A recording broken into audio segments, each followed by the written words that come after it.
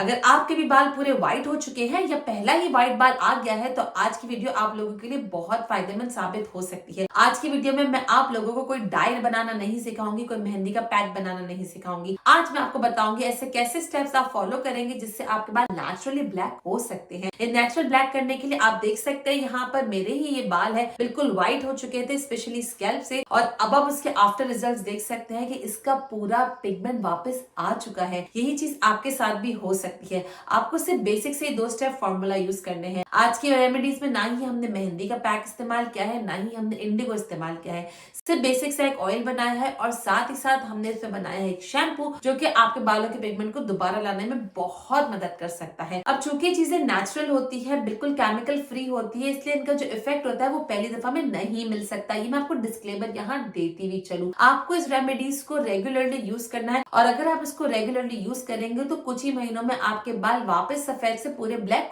हो सकते हैं। ये बिल्कुल मुमकिन है। अगर आप चाहते हैं इंस्टेंट रिजल्ट पाना तो आपको केमिकल ही यूज करना पड़ेगा और हम चाहते हैं कि केमिकल से दूर रहे, इसीलिए ये रेमेडीज आपको अच्छे से देखनी है और मैं बताती हूँ कि किस तरीके से इसको इस्तेमाल करना है। तो चल के देख लेते हैं कि ऑयल को किस तरीके से बनाना है। इस रेमेडी में बेसिकली हमें 2 स्टेप प्रोसेस को फॉलो करना है। पहले स्टेप में हम बहुत ही पावरफुल ऑयल बनाने वाले हैं जो कि आपके बालों को काला रखने में मदद करेगा और लंबे टाइम तक के लिए काला रखेगा। इस ऑयल के लिए हमें सबसे पहले एक लोहे की कढ़ाई ले लेनी है और अब इस लोहे की कढ़ाई में हम ऐड करेंगे दालचीनी यानी कि सिनेमन स्टिक। सिनेमन स्टिक को आपको इस तरीके से टुकड़े टुकड़े करके ऐड करना है। इसमें पावरफुल एंटीऑक्सीडेंट्स होते हैं जो आपके बालों को ऑक्सीडेटिव डैमेज और फ्री रेडिकल से बचाने में मदद करता है। ये फ्री रेडिकल्स आपके बालों को नेगेटिव इफेक्ट देते हैं जिससे बाल बेसिकली फ्री रेडिकल से ही डैमेज होते हैं। तो जब वो वही रोक देगा तो आपके बाल लंबे टाइम तक के लिए काले रहेंगे और सफेद नहीं होंगे। अब नेक्स्ट इसमें हमें कलौंजी डालनी है। तकरीबन 1.5 चम्मच इसमें कलौंजी के सीड्स जाएंगे। कलौंजी हमारे बालों को लंबे टाइम तक के लिए काला रखने में मदद करती है और साथ ही साथ ये कलौंजी आपके बालों को रीग्रो भी करती है। तो ये जो ऑयल हम बेसिकली बना रही हैं ये आपके बालों को काला तो करेगा, प्रीमेच्योर ग्रेइंग को रिवर्स भी करेगा, लेकिन साथ ही साथ आपके बालों की हेयर रीग्रोथ को भी दोबारा से उजागर करेगा। अब जो नेक्स्ट इंग्रेडिएंट है वो बहुत कमाल का होने वाला है और आपके बालों को काला रखने में इससे बढ़कर कोई भी इंग्रेडिएंट नहीं है। तो बेसिकली आज मैं जिन जिन चीज़ों का यहाँ पे कॉम्बिनेशन इस्तेमाल कर रही हूँ वो सारे कॉम्बिनेशन आपके बालों को लंबे टाइम तक के लिए काला बनाने के लिए बहुत ज़रूरी है।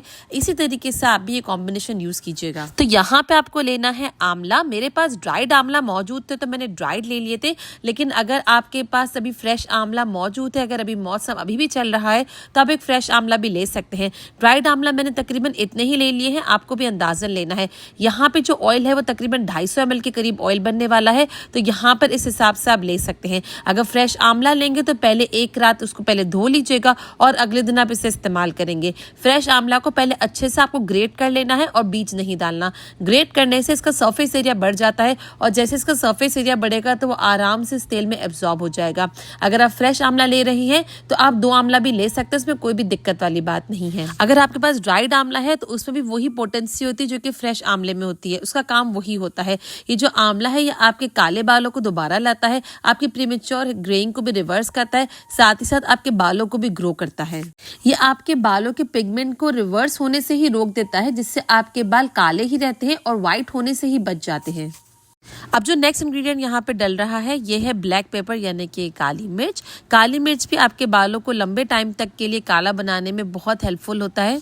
तो बेसिकली ये जो सिनेमन यानी दालचीनी की स्टिक थी और ब्लैक पेपर है, इसका कॉम्बिनेशन हमारे बालों के लिए बहुत अच्छा है और जब स्पेशली इसमें आंवला मिल जाता है और कलौंजी तो इसका असर 2 नहीं बल्कि 4 गुना हो जाता है। यहाँ पे आपको क्रश ब्लैक पेपर ही लेनी है जो कि बिल्कुल इस तरीके से पाउडरी फॉर्म में होती है। अगर आपके पास साबित वाली काली मिर्च है तो वो भी आप ले सकते हैं, थोड़ी सी ही आपको लेनी है और उसे आप हमाम दस्ते से या किसी भी चीज से अच्छे से क्रश कर लेंगे यानी कि इसको कूट लेंगे। अब जो नेक्स्ट इंग्रेडिएंट है ये बहुत ही कमाल है आपके बालों के लिए, आपने बहुत सारी रेमेडीज में सुना भी होगा। ये है हमारे कड़ी पत्ता जिसे हम करी लीव्स भी आसानी से कहते हैं। ये करी लीव्स का आपको पाउडर भी मिलता है, ड्राइड भी मिलते हैं, फ्रेश भी मिलते हैं। तो आप में से जो लोग कहते हैं कि हमें करी लीव्स नहीं मिलते, ये 3-4 फॉर्म से मिलता है। आपके पास अगर फ्रेश कड़ी पत्ते नहीं है तो आप ऑनलाइन देखिए, आपको ड्राइड करी लीव्स भी मिल जाएंगे। अगर आप ड्राइड ले रहे हैं या फ्रेश ले रहे हैं उससे एक रात पहले अच्छे से वॉश कर लीजिए और फिर उसको सुखा लीजिए, फिर ही आप इसको नेक्स्ट डे अपनी रेमेडीज में यूज किया कीजिए। कड़ी पत्ते आपके बालों के लिए तो अमेजिंग है ही, साथ ही साथ आपकी स्किन के लिए भी बहुत अच्छे हैं। फिलहाल यहाँ पे मैं आपको सिर्फ उसके बालों का तरीका बता रही हूँ। आपको कड़ी पत्तों को स्टिक से निकाल लेना है और फिर इसमें ऐड करना है। ये जो कड़ी पत्ते का और ब्लैक सीड्स का, साथ साथ सिनेमन यानी कि दालचीनी जिसका हमने पहले जिक्र किया, इन सबका कॉम्बिनेशन ऐसा है कि जब वह आपके बालों में जाएगा तो आपके पिगमेंट के लॉस को रिवर्स कर देता है। स्पेशली जब आंवला इसमें ऐड होगा तो आपके बाल बहुत लंबे टाइम तक के लिए काले रहेंगे और सफेद नहीं होंगे। कड़ी पत्तों की हमें स्टिक नहीं चाहिए, सिर्फ हमें पत्ते ही चाहिए होंगे। अब इसमें डालने जा रहे हैं ऑयल। मैंने यहाँ पे मस्टर्ड ऑयल डाला है। अगर आप सरसों का ऑयल नहीं डालना चाहते तो कोई भी ऑयल आप डाल सकते हैं। ऑयल आपको आपके हेयर के हिसाब से चूज करना है। आपके बाल लो पोरोसिटी वाले हैं कि हाई पोरोसिटी वाले हैं। अगर आपके बाल हाई पोरोसिटी वाले हैं तो आप कोई भी थिक ऑयल इस्तेमाल कर सकते हैं, जैसे कि आप कैस्टर ऑयल इस्तेमाल कर सकते हैं लेकिन दूसरे ऑयल में डाइल्यूट कर या आप मस्टर्ड ऑयल भी यूज कर सकते हैं। लेकिन अगर आपके बाल लो पोरोसिटी वाले हैं तो कोई आप लाइट वेट ऑयल लेंगे जिसका वजन कम होता है, जिससे आपके बाल वे डाउन नहीं होते, जैसे कि जोजोबा ऑयल हो गया या आलमंड ऑयल हो गया। इन ऑयल में अगर आप बनाएंगे तो लो पोरोसिटी वालों के लिए ज्यादा फायदेमंद है। मैंने हमेशा कहा है कि ऑयल को कभी भी एक नहीं बल्कि हमेशा 2 से 3 ऑयल जरूर मिलाया कीजिए। मैं यहाँ पे मस्टर्ड ऑयल के साथ ब्लैक सीड ऑयल भी डाल रही हूँ, जिसे हम सेसमे ऑयल कहते हैं। ये सेसमे ऑयल भी बहुत अच्छा होता है आपके बालों को काला करने के लिए। ये दोनों ऑयल बेस्ट है, लेकिन फिर भी जो भी आपका दिल करता है आप वो ऑयल इस्तेमाल कर सकते हैं। इसको लेकर अब आपको चूल्हे पर रख लेना है, लेकिन बिल्कुल ही स्लो आंच पे रखेंगे। इस ऑयल को बनने में थोड़ा टाइम जरूर लगता है, लेकिन अगर आप जल्दबाजी करेंगे तो ये ऑयल जल जाएगा और हमें इसको जलाना नहीं है। इसे बिल्कुल आप स्लो आंच पे रखेंगे। अगर आपका चूल्हा बहुत ही हल्का चलता है तो आप इसे मैक्सिमम मीडियम आंच पे रख सकते हैं, लेकिन उससे ऊपर आपको नहीं बढ़ाना। ये ऑयल बनने में तकरीबन 25 से 30 मिनट लगेंगे, अच्छे से इन्फ्यूज हो जाएगा। कैसे पता चलेगा ये मैं आगे जाके आपको बताती हूँ, तो मेरे साथ बने रहिएगा। अगर वो स्टेप मिस कर दिया, आप नहीं पहचान पाए कि ये कब पक गया है, तो ये हो सकता है कि ये ओवर कुक होकर जल भी जाए। तेल हमेशा वही इस्तेमाल कीजिए जो आप खाने के लिए भी इस्तेमाल कर सकते हो। अगर वो खाने के लिए सेफ है तो डेफिनेटली लगाने के लिए भी सेफ ही होगा। ये एक टिप है जो कि बहुत सारे लोग नहीं जानते। वो लोग जो कि चाहते हैं कि उनकी हेयर ग्रोथ दोबारा से हो जाए और उनके बिल्कुल बाकायदा बाल पैचेस बन गए हैं, बाल बहुत झड़ते हैं, तो वो ये ऑयल के साथ साथ एक मेरा मेंबरशिप वाला ऑयल है वो भी इस्तेमाल कीजिए। मेंबरशिप में जो ऑयल मैंने आपको बताया है वो समर स्पेशल रोजमेरी ऑयल है, ज़रूर उसको चेकआउट कीजिए। मेंबरशिप ज्वाइन करने के लिए नीचे लिंक होगा डिस्क्रिप्शन में, आप वहां जाके उसको ज्वाइन कर सकते हैं। जब तक ये हल्की हल्की आंच पे पकता रहेगा, आप चाहे तो इसे 1 से 2 दफा हिला भी सकते हैं चम्मच की मदद से, लेकिन अगर नहीं भी करेंगे तो कोई भी प्रॉब्लम नहीं है, क्योंकि ये लोहे की कढ़ाई है। इसका जो बेस होता है वो बहुत थिक होता है, तो इसमें ये ऑयल चिपकेगा नहीं। अब आती है वो निशानी जिसका मैं जिक्र कर रही थी। अब जब आप देखेंगे 20 से 25 मिनट के बाद स्लो फ्लेम पे ही इस तरीके से ऑयल में झाग बनना स्टार्ट हो जाएंगे। अभी बबल्स नहीं बने, तो बस जब ये झाग बनेंगे ना, इस स्टेज पे आके आपको अपने चूल्हे को बंद कर देना है। बिल्कुल आप अपने चूल्हे को टर्न ऑफ कर देंगे और फिर हम इसमें ऐड करेंगे अपना नेक्स्ट इंग्रेडिएंट। ये तेल अभी बनकर रेडी नहीं हुआ है। इस स्टेप पे हम डालेंगे यहाँ पे जटामांसी, या काफी जगहों पे इसको बालझड़ के नाम से भी जाना जाता है। आपकी कंट्री में, आपके इलाके में जिस नाम से भी जाना जाता है, आप जरूर नीचे मुझे बताइएगा।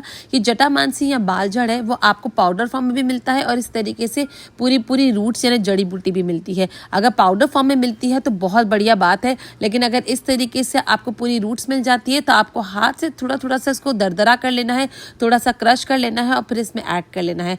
बस इतना, 1 मुट्ठी के बराबर ही आपको इसमें ऐड करना होगा। ये जटामांसी या ये बालझड़ जब भी आपके पास आता है, आप इसे पहले अच्छे से वॉश कर लीजिए। मैं पर्सनली ऐसे ही करती हूँ, इसे पहले वॉश कर लेती हूँ और फिर इसे सुखा देती हूँ, ताकि जब भी मुझे आगे रेमेडीज में यूज करना हो तो मुझे इसको दोबारा से वॉश करने की नीड ना पड़े।